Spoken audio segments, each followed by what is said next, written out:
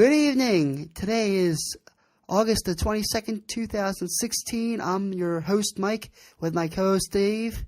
Welcome to the Philly Pod. Mike, how you doing, man? Good. How about yourself? Not too bad, brother. Have a good weekend? Yes. Yeah. Went to see Ben-Hur over the weekend, the new that Roman movie. Oh, Ben-Hur. How was it? It was good. Previews for that. It was a long movie, but a good movie. Okay. All right. The reviews were pretty much on par, pretty accurate? Yeah, it was really good. It was actually pretty much true. Just the fact that it seemed like a factual movie about, a time when, the Romans and that ruled the land. And all right, so you definitely recommend it then? Yes. All right, very cool. All right, maybe just be warned that even though it is a good movie, it is a very long movie. So if you're into long movies, this is the movie for you. We talking like 3-hour range? It seemed like it was stretched out a little bit, but it was kind of dragged on. Yeah, a little bit. I don't like that. Yeah. I'm probably not going to go see that again. Yeah, but it was a good movie. Yeah. Okay. All right. Maybe we'll see. Maybe I'll put it on the list. Yeah. But anyway, guys, welcome to Philly Pod. Dave and Mike bringing you episode number 2. Thanks again to everybody who's been listening, all the support, who listened to episode 1 and our fantasy football special, which got some good feedback on that. Yes. Sounds like that was a good hit. So, again, guys, thanks for everything. Keep on following us on Facebook. We're on Twitter at the Philly Pod. We're also on SoundCloud, on YouTube. Again, thanks for all the support. We're going to try to keep it going. By the way, I don't know if we ever mentioned, we're going to post videos either every Monday or Tuesday in that range. That's what we're going to be looking to do. Yeah, that sounds about right. I mean, you keep it consistent. I think that will definitely help with people and knowing that it's either going to be a Monday or a Tuesday. It's straightforward, easy to follow. Well, yeah, that's exactly why we're doing it. Yeah. But anyway, we have some things to talk about. We are going to get into the Eagles later, break down that second preseason game, our thoughts. But we're actually going to open up with a little bit of 76ers talk. Yes. Before we came in to record, Mike and I were just texting back and forth, and we noticed that there was a new NBA Power Rankings that came out last night, I believe, right around this time. Now, I'm going to go ahead and say right off the bat that it is from sixersense.com. Again, we're going to put the link in the video so you guys can pull up these rankings. We're going to talk about them really quick. Just keep that in mind while we're talking about these. But one thing that we noticed, your 76ers were actually ranked number 25 in the preseason power rankings. And the first thing I asked myself, my initial reaction, Mike, was that, wow, number 25, this is awesome. Like, we suffered through so many years where the Sixers have just been abysmal. And, while I'm not saying number 25 is anything to, get excited about, but I was like, all right, this is pretty cool. But then I asked myself the question, is that too high for the Sixers? I think considering the fact that they've been rebuilding throughout this time period, it's definitely something cool to see because they're not, in that lower. I mean, they're still ranked pretty low, but they're moving up. They're because they've been developing their players for a while. Hopefully, this will be a year where they win. I don't know, maybe 25 to 30 games. I don't think they're gonna win 30 games though. Yeah, I don't see that. I think maybe this team can win 25 games at the most, but you're talking from going. I mean, I don't remember what was it, 9-10 wins. Yeah, it's historically bad to 30. I don't see that. They'll be better. There's no doubt about it. But I don't see 30 wins. I don't see that. You're talking now that they would have more wins than the Sacramento Kings did last year. Well, let me put it this way. As long as they take that step forward and continue to push the win total upward, that's what I want to see from the Sixers this year. See, I don't even know if it's the wins that I'm concerned about. I mean, obviously I don't want to see another season like we had last year. But I just want to see that they're going forward. I want to see Okafor and Simmons together. I want to see Dario Saric. Yeah. I want to see these guys on the floor. I want to see if Joel Embiid actually is healthy and is actually going to be the beast everybody says that he was coming out. All indications are that, he's healthy and he's going to be ready to go. But what I'm saying is, if there's growing pains, I'm going to be fine with that. I just want to see, like we saw from Carson Wentz 2 weeks ago. All right, I want to see that. I want to see the glimpses where I could be like, hey, we've really got something here. And it's interesting because there's a lot of excitement for the 76ers right now this year, probably more so than there is for the Philadelphia Eagles, and rightfully so. I think there's more excited to be about. More excited, I think the Sixers, let me try to straighten out the sentence, salvage the sentence. I think the Sixers are a little more exciting at this time than the Philadelphia Eagles are. I think there's just more to talk about, and there's more talent, there's more potential there right now. I think when you've been along this development process for 3 or 4 years now, so yeah, I think so. Yeah, it's you would hope that by this time they're looking to break out of that cellar feel, and actually play with some hustle. And I think I know what you're talking about. You want to see the hustle. You want to see. Yeah, they played hard though, dude. They just weren't good last year. That wasn't an NBA caliber team. They had 2 NBA players on the roster last year. So I don't really think it was a hustle or an effort this year. I just think they stunk. Talent. They need. Yes. They have a little more talent than they did last year. Absolutely. They've got that. Hopefully that'll show in the record a little more. Yeah, they'll win. They will win 15 to 25 games. I think in that range. 20 is probably a good number. In the median, yeah. Yeah, I think that's probably that would be a good season. A good. I don't want to say target because you don't want to shoot to win 20 games. That's still a bad season. But I think that would be acceptable in my book. Just as long as really, I just want to see progress. But in any event. The reason why I brought up are they overranked is because I looked at some of the teams that they are ahead of here in these rankings. And again, these rankings, we're going to put the link up. They can be found at SixersSense.com. They are the NBA Preseason Rankings. All right, and look now, we're going to start here at number 30. Los Angeles Lakers, that's a pretty easy one. I think the Sixers right now are definitely ahead of the Lakers. I would agree. I would agree with that. The Sixers. I mean, the Lakers. They're in that stage where they're looking to rebuild. For the future. Yeah. The Sixers have their future. It's just a matter of putting it together. For 2018 or 2019. Right. Yeah, the Suns. I think the Sixers are better than the Suns.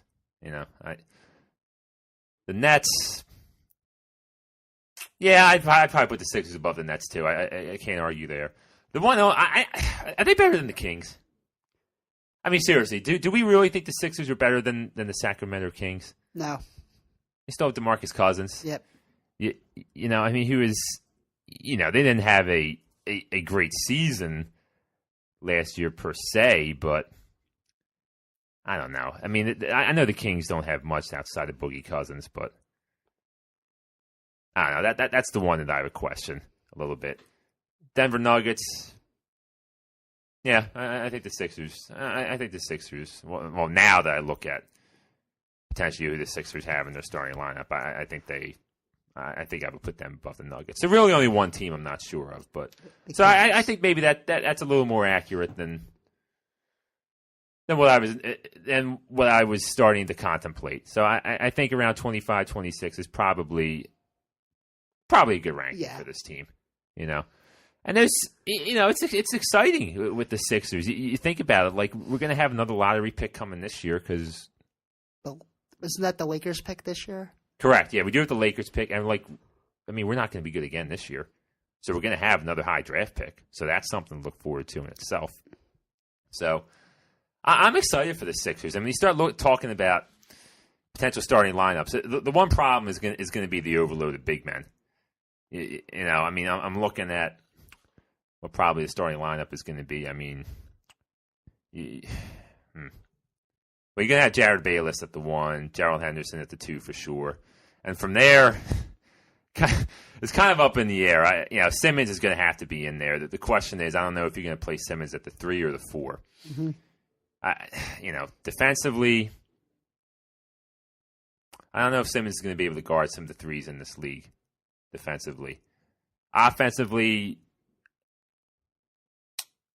I think he needs. You can start.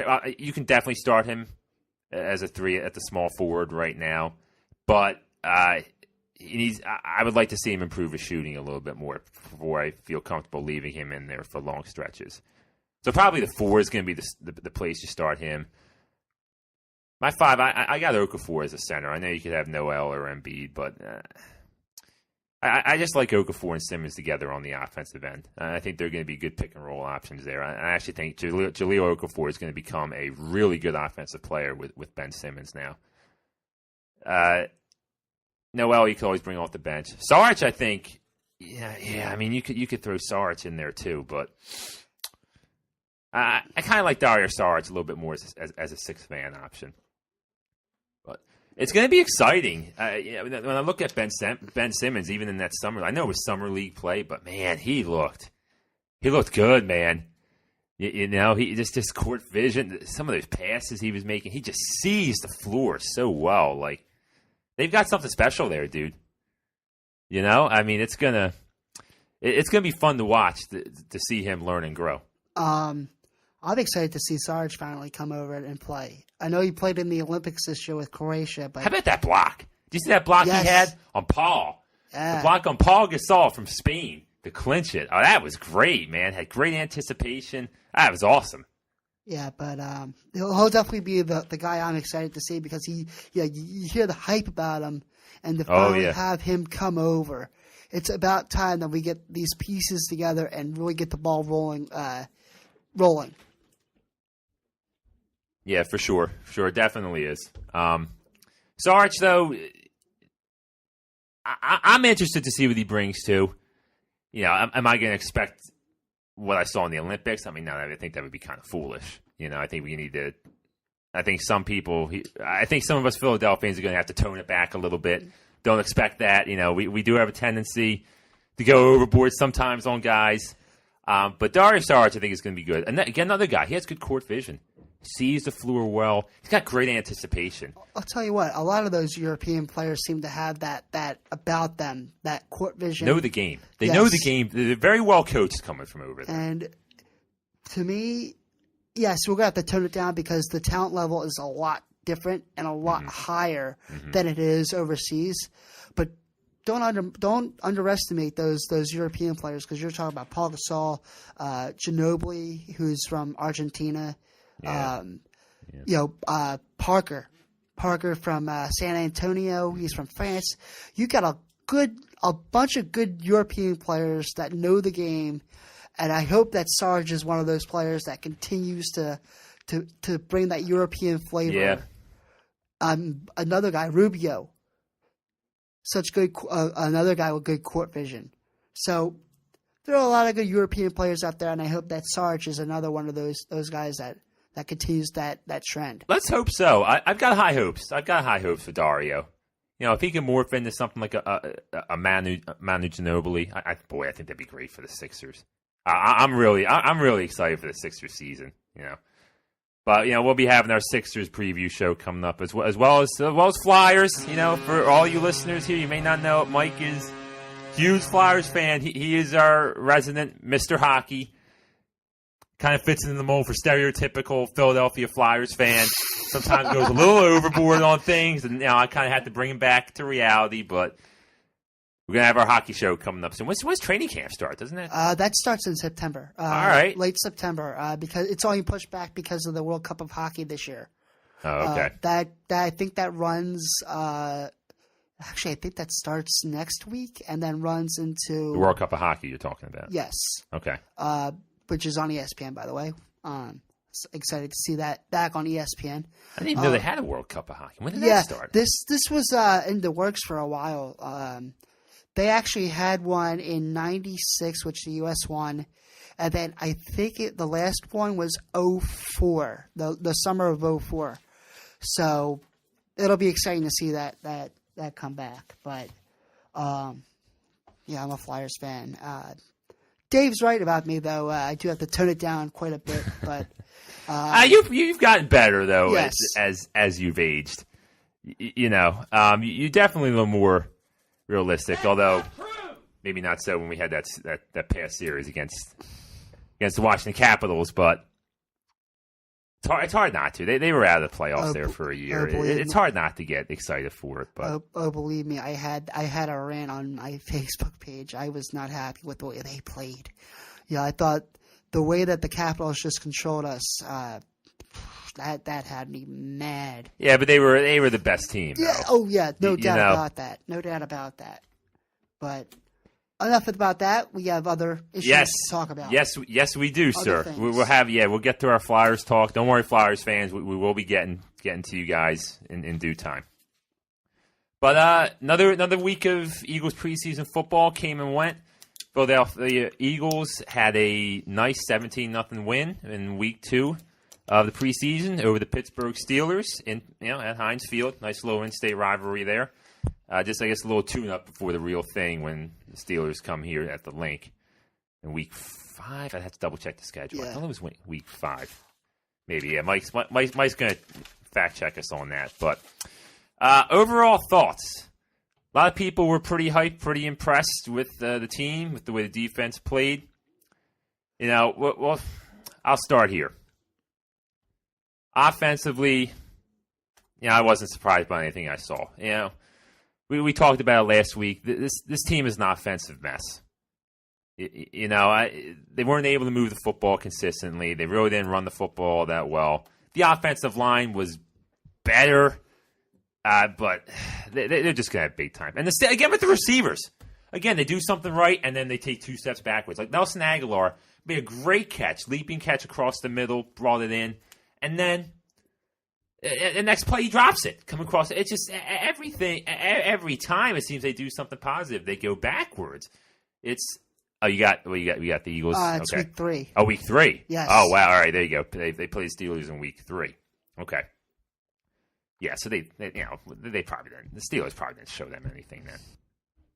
Yeah, so it's basic stuff. It's nothing complicated. No gadget or trick plays. No, they're not going to show them anything that they're actually going to use in week 3. Not to mention you have Big Ben in there, so whatever you've seen was probably just a mirage for week 3. Well, we're going to get to that with the defense here in a second, but offensively, I mean, I meant an offensive mirage for the Steelers part.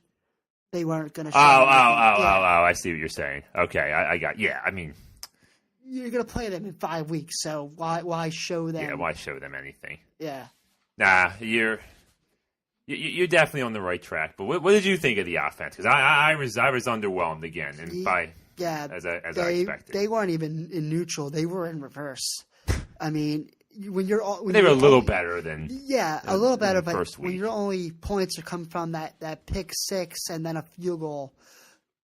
There's nothing really to be overhyped about. Dude, they can't move the ball. No. They can't move the football. No.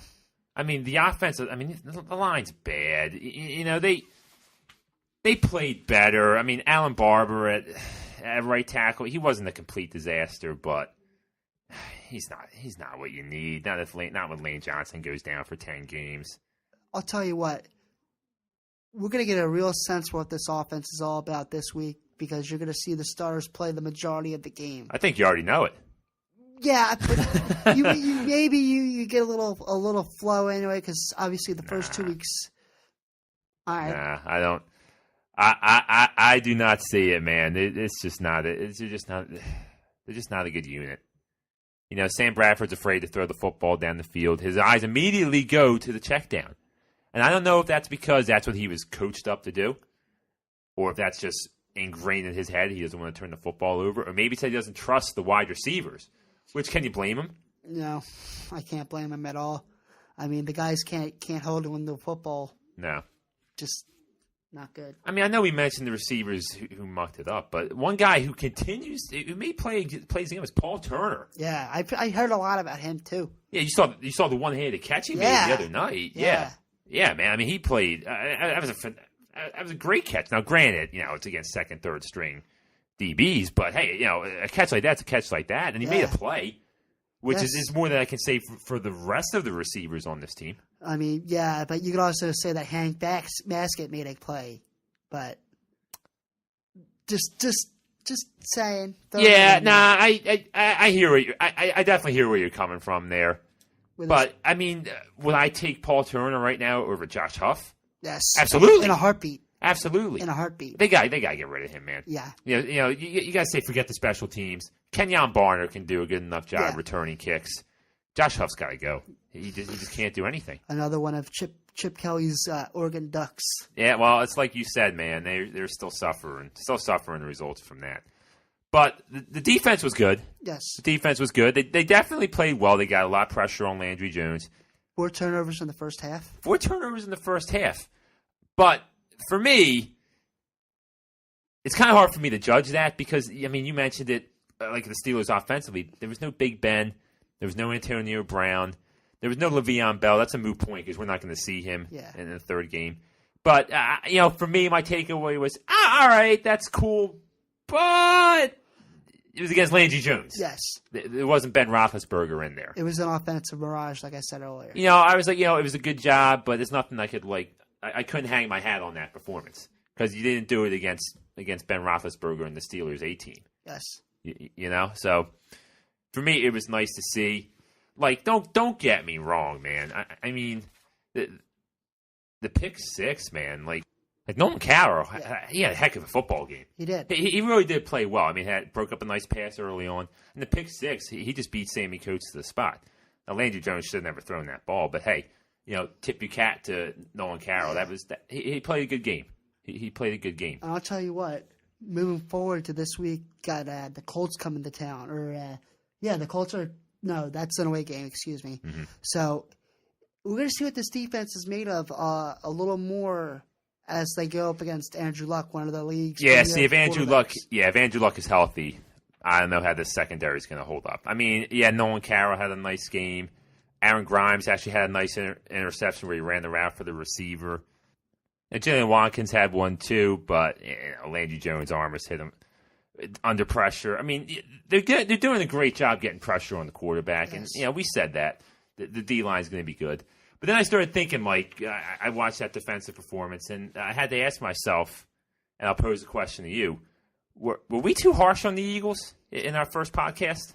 No, I think that it's totally fair to be skeptical a little bit because, you don't know what to expect. No one knows what to expect out of this team this year. I mean, there are a lot of question marks. You got the corners, safeties. The only area that on that defense where you can pretty much say you got confidence in is that front four.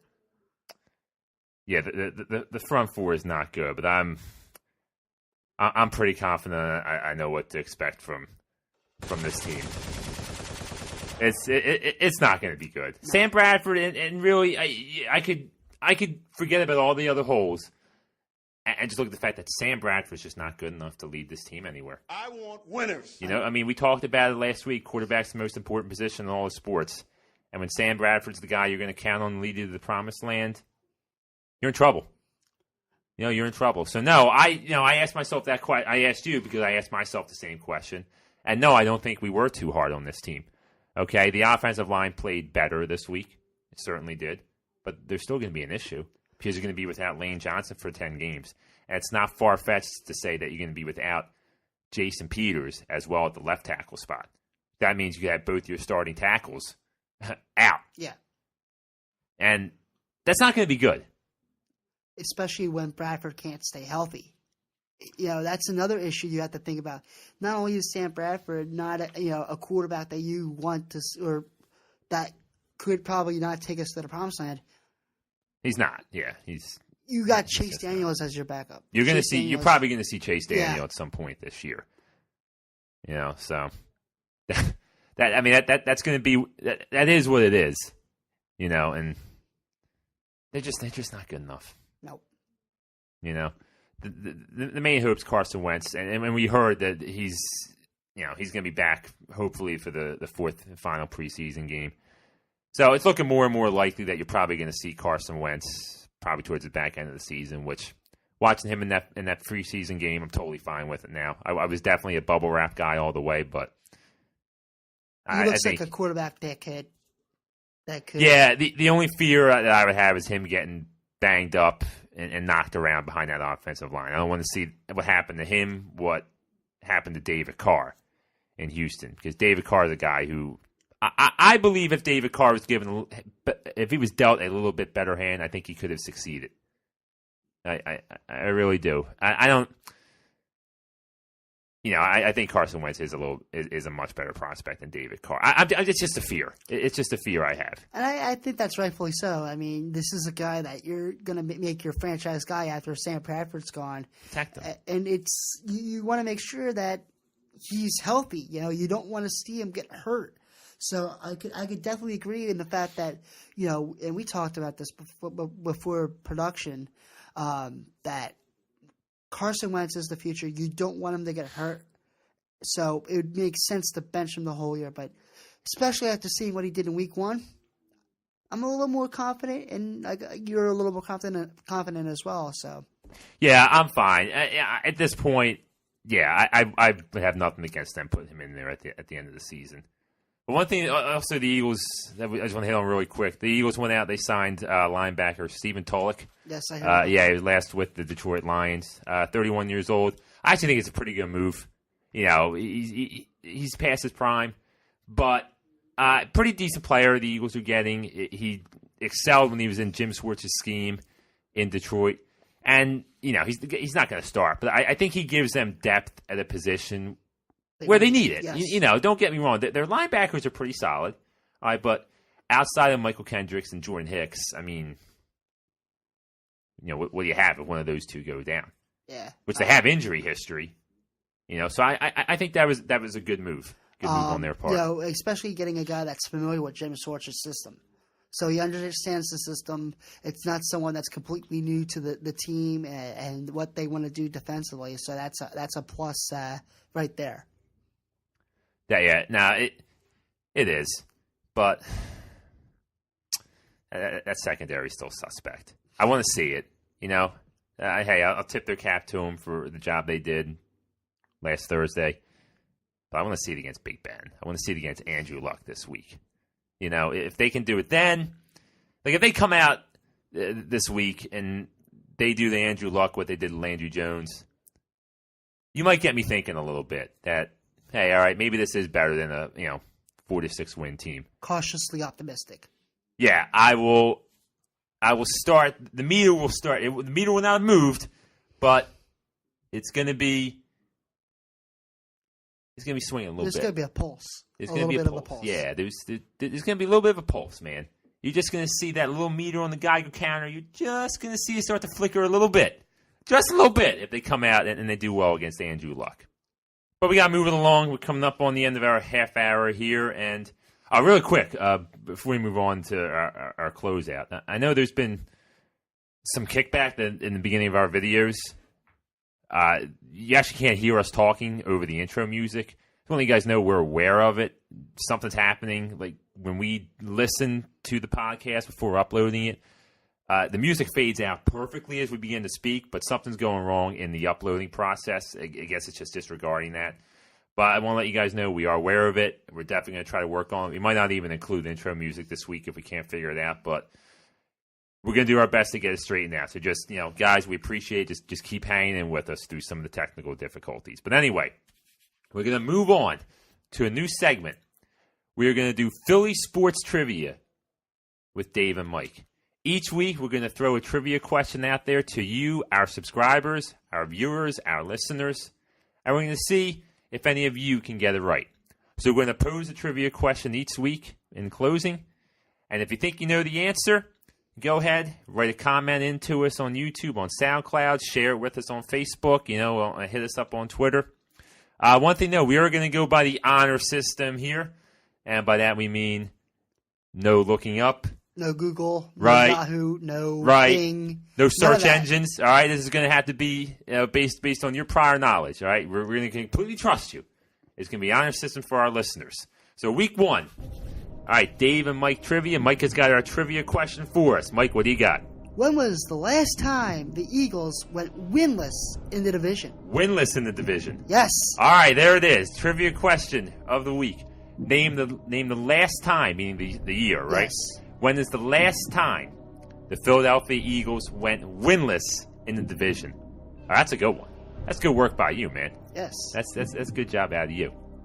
All right, guys, time to wrap up here, which means it is time for shout-outs. All right. First up, we're going to go to YouTube. One of our subscribers. Shout out to Harambe's Ghost. Left us a nice positive comment on our fantasy football special.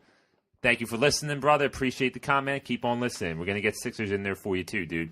Also want to give a shout out to Icky Thump. Just subscribe to us on YouTube in the following week. YouTuber and Facebook follower Bailey Alexander Cromwell and SoundCloud listener Sherry Cruz. Yes. All right, guys. Again, listen. Keep up your support. Listen, check out our Facebook page. We need your help through social media, all right? We're on Facebook. Like us on Facebook. Follow us on Twitter, @ThePhillyPod. Subscribe on YouTube. Subscribe on YouTube, right. Subscribe on SoundCloud. We're also on Podomatic.com. Check us out, guys. Spread the word, all right? Mike, any closing thoughts? Anything you're looking forward to this week in Philly sports? Looking forward to seeing this defense play against Andrew Luck. Oh, you want some picks? Yes. You want some picks? Yes. All right, I like the sound of that. I'm not hopeful for it, but I like the sound of that though. I'm gonna go for some Philly interceptions, some Philly, get some sacks on Andrew Luck, get some hits. I'm definitely liking that too. Yes. But anyway, guys, we're gonna put this out. We will be uploading tomorrow, so which will be Tuesday the 23rd. Thank you. Tuesday the 23rd. Anyway, we'll catch you guys next week. I'm Dave. I'm Mike. Peace out. Later.